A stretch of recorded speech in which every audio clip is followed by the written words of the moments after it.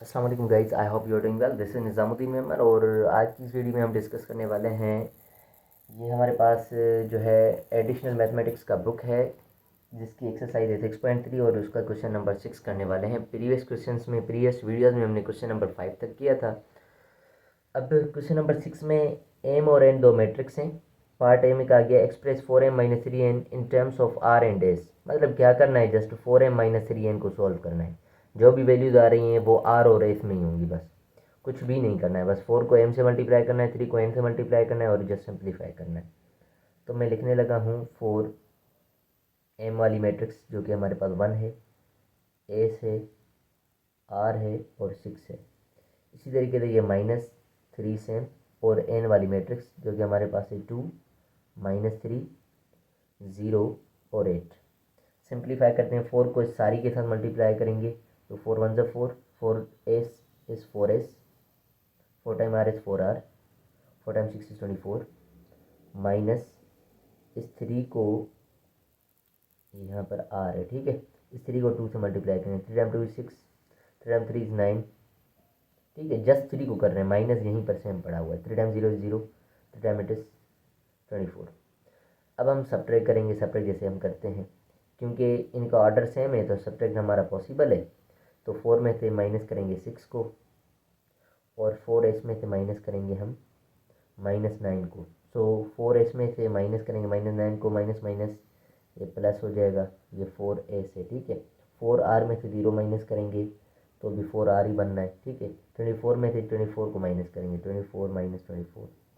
तो मज़ीद इसको थोड़ा सा सिंप्लीफाई करने के बाद ये हमारे पास 4 में से 6 जाएगा -2।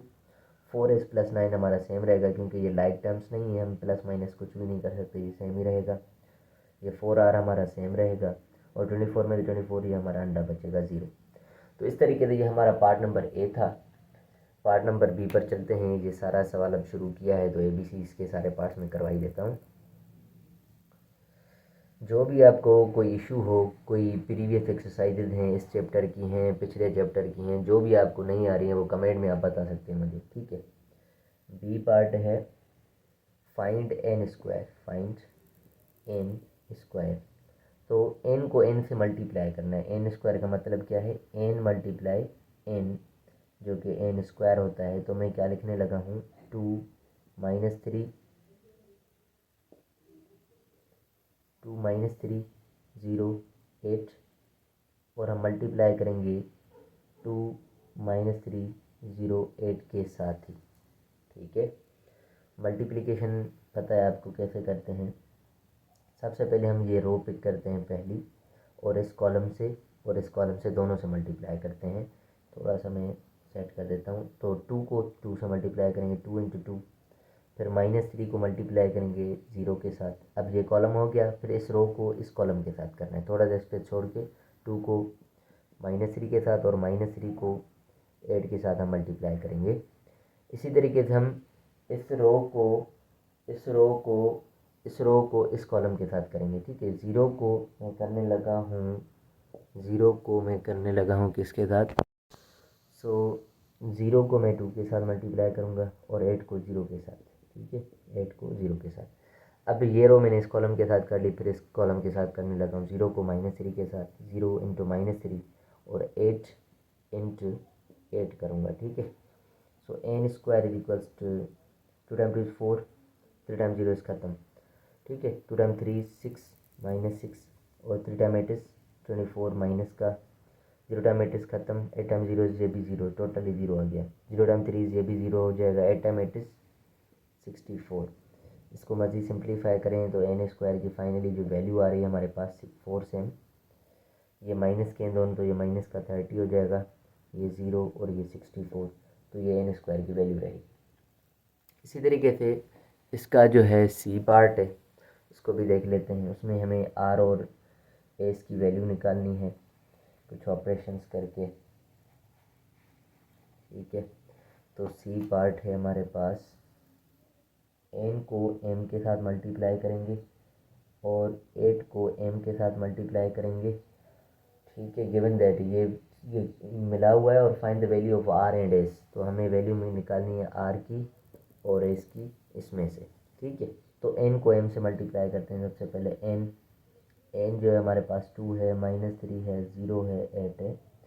इसको मल्टीप्लाई करेंगे हम m के साथ, जो कि 1 है, s है, r है और 6 है। इन दोनों को मल्टीप्लाई करेंगे और ये बराबर लिखेंगे 8 और m के साथ। m क्या है हमारे पास 1, s, r, 6। ठीक हो गया। सिंप्लीफाई करते हैं, इनको इससे मल्टीप्लाई करेंगे तो किस तरीके से होगा।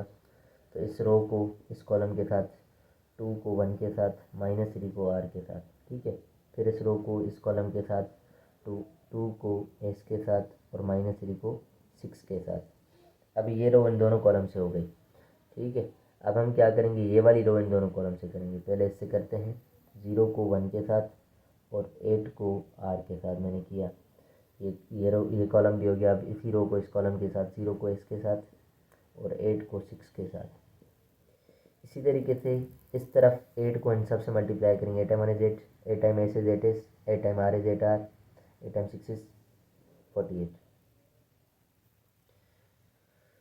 इनको सिंप्लीफाई करते हैं। 2 1 2, 3r, मतलब 2 - 3r आ जाएगा। इसी तरीके 2 time s is 2s, 3 time 6 is 18, तो 2s - 18 आ गया।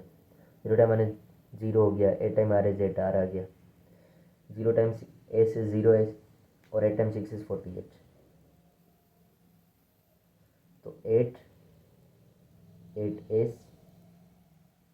8r 48। ठीक है। देखें ये और ये आपस में बराबर है, ये बस कैंसिल आउट हो गया। ठीक है। बाकी हमें क्या निकालना है, r का वैल्यू निकालना है। ये भी 8r है, ये भी 8r है, ये भी आपस में बराबर है। इसमें से भी हम वैल्यू नहीं निकाल पाएंगे, इसको भी छोड़ दें। तो हम बेसिकली निकालेंगे किन में से, इन दो वैल्यू में से हम r और s का वैल्यू निकालेंगे। तो ये वाली जो चीज़ है इसके बराबर आनी है। तो मैं लिखूँगा क्या कि 2 - 3r बराबर है 8 के। ठीक है। पहले ये लिखता हूँ मैं, इसमें से r की वैल्यू निकाल लेते हैं, फिर s वाला वैल्यू लिखते हैं। ठीक है। तो प्लस का 8 मैं इस तरफ ले आऊँ, तो या मैं प्लस का 2 उस तरफ लेकर जा रहा हूँ, तो ये हो जाएगा माइनस का। तो 8 - 2, 8 - 2 हमारा 6 बचेगा। ये -3 मल्टीप्लाइड है, यहाँ पर आएगा तो डिवाइड में आ जाएगा। 3 1 से 3, 3 2 से 6। तो r की वैल्यू हमारे पास -2 आ रही है। r की वैल्यू हमारे पास क्या आ रही है, -2। इसी तरीके से ये वाली वैल्यू इस वैल्यू के बराबर लिखनी है। तो मतलब मैं लिखूँगा 2s - 18 बराबर है 8s के। अब ये प्लस का 2s उस तरफ जाएगा तो माइनस का हो जाएगा। 8s में से -2s करेंगे तो ये -18 सेम, 8s में से 2s गया तो 6s बचा। 6 मल्टीप्लाइड यहाँ पर आएगा तो डिवाइड में आ जाएगा। तो जब हम 18 को 6 से डिवाइड करेंगे, 6 1 से 6, 6 3 से 18, तो -3 निकलता है एस का वैल्यू।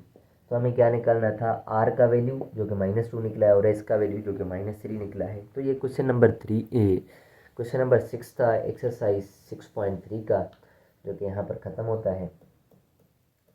मिलते हैं नेक्स्ट वीडियो में नेक्स्ट क्वेश्चन और एक्सरसाइज के साथ। So thank you so much for watching my videos. अल्लाह हाफिज़।